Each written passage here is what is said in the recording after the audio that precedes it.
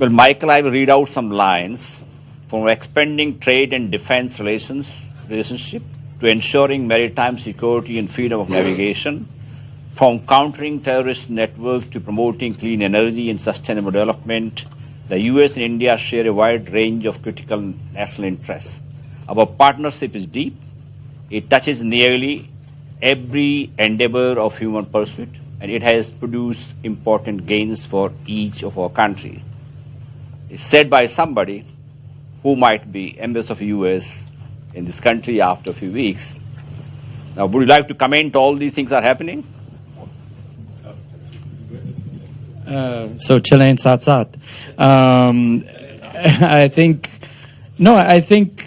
that's absolutely true. I think to support in a sense what Sashi said, I think that's been true for a long time. I think the difference is, as I said earlier, the speed with which it's being done, the depth with which it's being done, and the fact that it's being done and admitted in public. I think that is a very large change. The fact is that India-US doesn't grow at night only anymore. India-US can now grow in the full 24 hours a day. I think that is a really wonderful thing. I think it builds on the work that others have done previously, and we shouldn't forget that. But I think it's important to recognize that it is a change. And I think it's interesting, Rajiv mentioned the elites and sort of getting elites to admit to things. I think it's interesting when you look at the people-to-people relationships and the business-to-business relationships, they've been going on for a long time.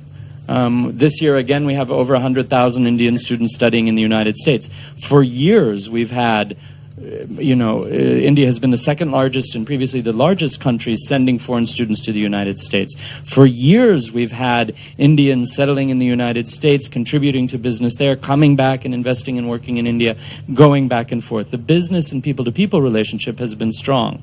For years, if you went into the furthest remote village in Andhra Pradesh and asked somebody what is the US dollar to rupee exchange rate, they would know immediately because they all had a relative in the US. They all went back and forth. So I think what's changed now is that we are seeing a very public engagement at carrying that partnership forward and that improvement forward. And I think inviting the president to Republic Day is a major step in that step. One thing I did want to say, because it's come up frequently, is this question of technology transfer in the defense partnership. I think the fact is there has been huge progress made which is really not recognized publicly in terms of the ease with which technology can now be transferred to India, the depth and the real technological level of the commercial exchanges between India and the United States is equal to that of our major partners. That's why now we're talking about DTTI, the Defense Technology and Trade Initiative, where we will work with India to co-produce, co-develop in India, make in India, different defense systems. That is a really major step when it comes to technology transfer and when it comes to really showing the partnership, the equal partnership between India and the United States in terms of export controls, in terms of technological development, mechanical development, and in terms of defense cooperation. So I think it's important to recognize the sorts of advances that have happened. And the fact is that now what we're all talking about is how do you take those advances to the next step. So I think if we look at what's been done, we look at what is changing, there's really room for nothing but confidence. Now, as has been said, does a lot remain to be done to do in order to implement this vision? Absolutely. India has things that India is working on in terms of liberalizing the economy and opening up to the rest of the global economy so that people can make in India. I think the U.S. has taken a lot of important strides to increase the business ties and the government-to-government ties, but there's more that we want to do as well.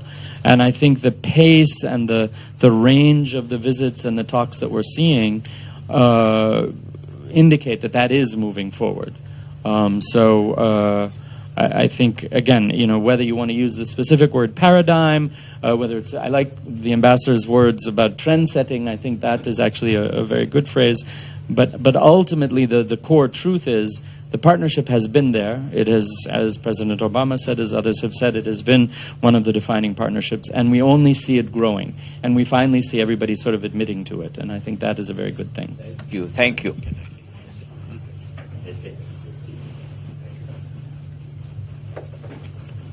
Well, lastly, we come back to you, sir. Last time you couldn't address some questions which I asked about strategic, whether stronger relation with the US give leeway to India to deal with China or Pakistan, Afghanistan. And I will also like to read some comments. Somebody said, strong Republican support for India in the US Congress, the new tension, America's ties with China and Russia, and unfolding geopolitical flux in Middle East and Asia make it possible for Modi and Obama to boldly reimagine the bilateral partnership. This is a concluding remark. You might even take 1 minute, 2 minutes more. Well, thank you. Let's look at the next summit, which is coming up. Do we expect spectacular results? I think not. Not because there is lack of intention, but if you have two summits within a gap of 4 months, it's not likely that much would have been achieved before the last one, before you can take stock of what they can do next. There are two formidable problems that we have. One is, and I hate to admit it, the bureaucracies on both sides. When I went to Washington the first time and again the second time, I was confident that we had the most matchless bureaucracy in the world. There could be nobody equal to us. I hated to admit that the Americans have found a match for our bureaucracy. Rule for rule, sub-rule for sub-rule, comma by comma. We found our match in the American bureaucracy. Now, whether the two leaders can whip their bureaucracies to produce results in 4 months, I'm not so sanguine. But I know Mr. Modi is a slave driver. I think he can. He has already put in a lot of spirit into the bureaucracy. Perhaps he'll be able to achieve it. I can't speak for President Obama. The other problem we have is legislative. Now, Mr. Modi doesn't have a majority in the Rajya Sabha. And you can see that he has promised that he will get the insurance bill passed. But that promise, I don't know. We have to see whether he can actually achieve it. Because it requires a majority in the Rajya Sabha, which the BJP does not have. Now, if Mr. Modi does not succeed in passing the insurance bill, which is an important plank for India's second-generation economic reforms, opening up insurance to FDI to 49%, I think he will fall flat on his face by the time President Obama comes. Therefore, there is a problem here. On the American side, President Obama has lost control of the Congress and faces a hostile Congress. Not that it can tie his hands in terms of foreign policy, but certainly it gives him less confidence to make commitments for the United States if the Congress is not behind him. And finally, I think a minor issue, but Washington goes on holidays during December and much of January. And therefore, I don't know whether there is enough time for the bureaucracies on both sides to actually produce results by the time the two leaders meet. Now, what do I think will be the top of the agenda in January? Firstly, the Defense Cooperation Agreement, I think, will be given final shape. And here, I think, the announcement that Ashton Carter is going to be the next Defense Secretary of the United States is actually good news for India. Nobody knows India better than Ashton Carter. He came last year with a set of at least 10 proposals for joint manufacture and joint development in India. Unfortunately, he went back empty-handed.